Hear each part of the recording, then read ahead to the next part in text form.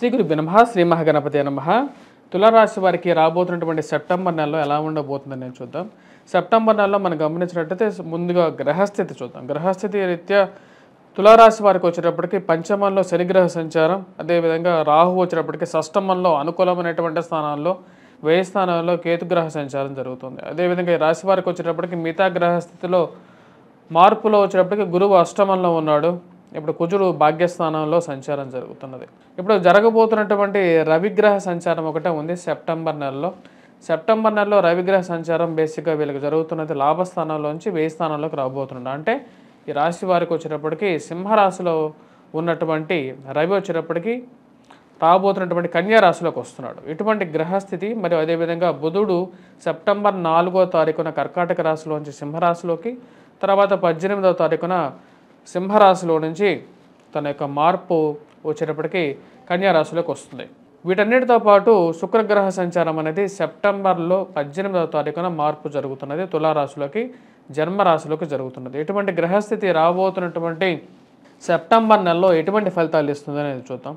ఈ రాశి వారికి వచ్చేటప్పటికి ముఖ్యంగా చెప్పాలి అంటే గురువు అష్టమంలో సంచారం చేస్తున్నాడు. ధన సంబంధితమైన వ్యవహారాల్లో ఉద్యోగపరంగా కొంచెం అనుకూలమైనటువంటి ఫలితాలు ఇవ్వగలిగినటువంటి వాడు బుధుడు రాజ్యస్థానంలో సంచారం చేస్తున్నప్పుడు, లాభస్థానంలో సంచారం చేస్తున్నప్పుడు అనుకూలమైనటువంటి ఫలితాలు ఇవ్వగలుగుతాడు. ఇంక్రిమెంట్స్, ప్రమోషన్స్ గురించి ప్రయత్నాలు చేస్తున్నటువంటి వారికి కొంచెం అనుకూలమైనటువంటి ఫలితాలు కూడా పొందగలుగుతారు. రవి కూడా వచ్చేటప్పటికి సెప్టెంబర్ 16వ తారీఖు వరకు మంచి అనుకూలమైనటువంటి ఫలితాలు ఇవ్వగలుగుతాడు. ఉన్నత స్థాయిలో ఉన్నటువంటి స్త్రీ పురుషులతో మరియు అదేవిధంగా రాజకీయంగా పలుకుబడి ఉన్నటువంటి వారితో కొంచెం అనుకూలత అనేది ఉంటుంది. ఆఫీసెస్లో కానీ లేకపోతే గవర్నమెంట్ రిలేటెడ్ ఆఫీసర్స్తో పాటు కొంచెం సత్సంబంధాలు మెయింటైన్ చేయగలుగుతారు. ఇది మీకు అక్కడ జరగాల్సినటువంటి కార్యాలు అంటే ఆ యొక్క ఆఫీసెస్లో జరగాల్సినటువంటి వ్యవహారాలు ఏవైతే ఉన్నాయో ఆ వ్యవహారాలు జరిపించటానికి బాగా ఉపయోగపడేటువంటి ఒక మంచి ప్రక్రియలాగా మీకు ఉపయోగపడుతుంది. రావాల్సినటువంటి ప్రమోషన్స్, ఇంక్రిమెంట్స్లో సమయానికి వచ్చి చేరడం మీ మానసిక ఆనందానికి గల కారకంగా ఉంటుంది.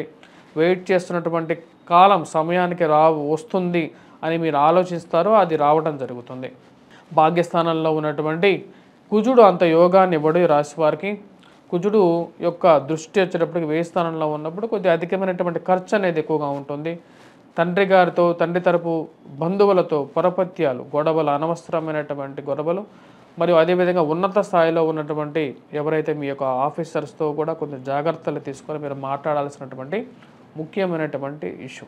స్త్రీలకి భాగ్యస్థానం అనేది ఎంత ముఖ్యం అనేది మనకు తెలుసు. మాంగళ్య భాగ్యం అనేది అటువంటి భాగ్యం అనేది జీవిత భాగస్వామి ఆరోగ్య సంబంధితమైన విషయాల్లో కూడా అటువంటి జాగ్రత్తలు తీసుకోవాలి తులారాశి వారు.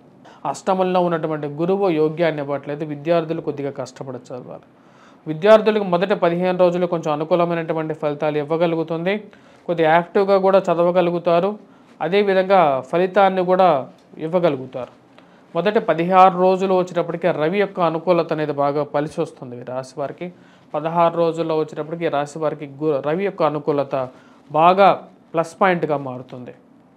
మానసిక చింత ఏదైతే ఉందో వాటి నుంచి కొంచెం బయటికి రావడానికి ఈ సమయం అనేది కొంచెం ఉపయోగపడుతుంది రాశి వారికి. వృత్తిరీత్యా కూడా బాగా బెటర్ పెర్ఫార్మెన్స్ చేయగలుగుతారు. ఆగిపోయినటువంటి ముఖ్యంగా ఈ యొక్క వ్యాపారస్తులకు ఎవరికైతే ఆగిపోయినటువంటి బిజినెస్లో కొంచెం కదలిక అనేది ఈ 16 రోజుల్లో చూపించగలుగుతుంది. 16 రోజుల తర్వాత ఎలా ఉండబోతుంది అంటే ముఖ్యంగా వ్యాపారంలో కొంచెం స్తబ్దత అంటే ఏదైతే స్టేటస్ కో అనేది ఉంటుంది, సిచ్యువేషన్ ఉంటుంది కదా, ఆ స్టేటస్ కో సిచ్యువేషన్ కంటిన్యూ అవుతూ ఉంటుంది. కొంచెం ఇష్యూస్ అనేవి ఎరైజ్ అవుతూ ఉంటే డబ్బు ఖర్చు అనేది కొంచెం ఎక్కువగా 16వ తారీఖు తర్వాత అవుతుంటుంది. కాబట్టి ఆ విషయాన్ని జాగ్రత్త అనేది తీసుకోవాలి. కోర్టు సంబంధితమైన విషయాల్లో కొంచెం అనుకూలత కూడా మొదటి 16 రోజుల్లోనే ఈ రాశి వారు పొందడం అనేది జరుగుతుంది. విద్యార్థులు ఎవరైతే గ్రూప్స్, సివిల్స్, ప్రిలిమ్స్ కోసం ప్రిపేర్ అవుతున్నారో వారికి 16వ తారీఖు వరకు కొంచెం అనుకూలమైనటువంటి గ్రహస్థితిగా గోచరిస్తున్నది.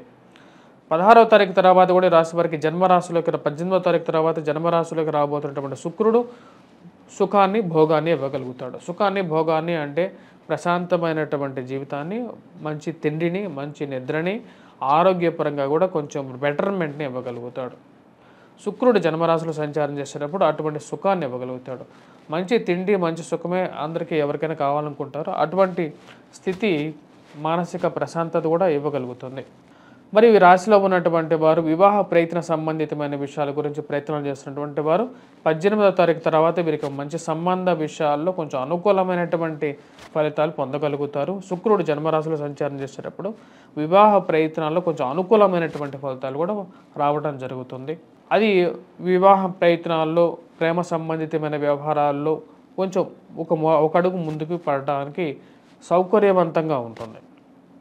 అన్య స్త్రీలతో అన్య పురుషులతో ఒక మంచి సంబంధాలను మెయింటైన్ దగ్గర అవుతారు.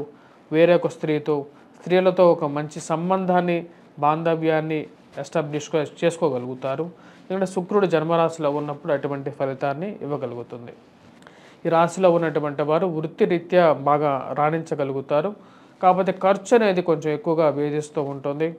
రావాల్సినటువంటి కొన్ని ఫలితాలు ఏవైతే ఉన్నాయో మీరు ఇచ్చినటువంటి డబ్బు కానీ రావాల్సినటువంటి ఇవి కానీ సమయానికి వచ్చి చేరక కొంచెం మానసికమైనటువంటి ప్రభావాన్ని గురి చేసే విధంగా ఉంటుంది. రాజకీయ రంగంలో పనిచేస్తున్నటువంటి వారికి కూడా ఆశించినటువంటి ఫలితం అంటే ఏదైతే ముఖ్యంగా నామినేటెడ్ పోస్టుల గురించి కానీ లేకుండా ఉంటే కార్పొరేట్ పొజిషన్స్ గురించి కానీ మీరు ఏవైతే వెయిట్ చేస్తున్నారో పొజిషన్స్ గురించి వాటికి ప్రయత్నించాల్సినటువంటి సమయం వస్తుందన్నమాట. ఎప్పుడైతే మీరు వాటి గురించి ప్రయత్నించాలనుకుంటారో ఆ యొక్క సమయం అనేది వస్తుంది. ఇప్పుడే మనం ప్రయత్నించాలని చెప్పి నిర్ణయించుకుంటారు. దాని తగినటువంటి పరిణామాలకి ముందుకు వెళ్ళటానికి స్టార్ట్ అవుతారు. ఈ రాశి వారికి వచ్చేటప్పటికి ఈ యొక్క నెలలో మొదటి 16 రోజులు చాలా అనుకూలమైనటువంటి ఫలితాలుగా గోచరిస్తూ ఉన్నాయి. ఈ రాశి వారికి మనకు ఇచ్చినటువంటి ర్యాంకింగ్ మనం చూసినట్లయితే తులారాశి వారికి వచ్చేటప్పటికి నేను 8వ ర్యాంక్ ఇవ్వడం జరిగిందన్నమాట. అంటే మొత్తం ఉన్న 12 ర్యాంక్స్లో వీరికి 8వ ర్యాంక్ ఇవ్వడం జరిగింది. దీనికి ముఖ్య కారణం వచ్చేటప్పటికి తులారాశి వారికి గ్రహస్థితిలో బుధుడు శుక్రుడు యొక్క కలయిక మరియు వాడి యొక్క మార్పులు అనేది కొంచెం అనుకూలించే విధంగా ఉన్నందువలన వీరికి ఆ ర్యాంక్ ఇవ్వడం జరిగిందన్నమాట. ఫైనాన్షియల్గా మానసికంగా కూడా చాలా అనుకూలంగా ఉంటుంది రాశి వారికి. తల్లిగారి ఆరోగ్య సంబంధితమైన విషయాల్లో కొంచెం రికవరీ అనేది కూడా మీకు ఆనందాన్ని కలిగించే విధంగా ఉంటుంది.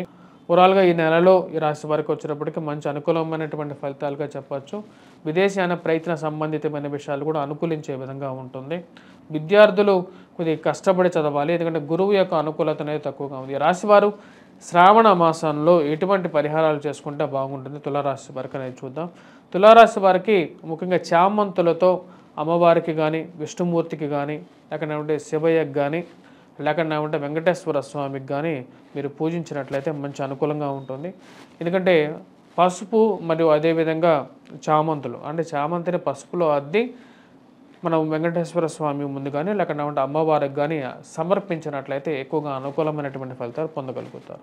గురువు అష్టమ స్థానంలో ఉన్నాడు, కొన్ని వీకెస్ట్ పొజిషన్లో ఉన్నాడు కాబట్టి కొంచెం వ్యతిరేకమైనటువంటి ఫలితాలు కూడా పొందుతున్నారు.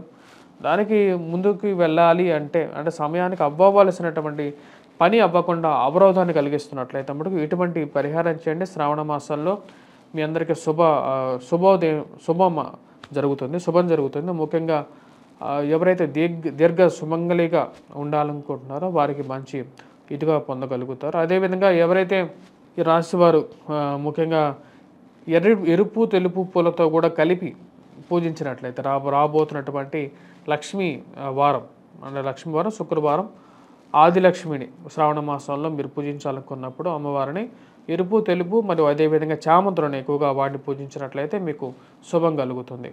స్వస్తి.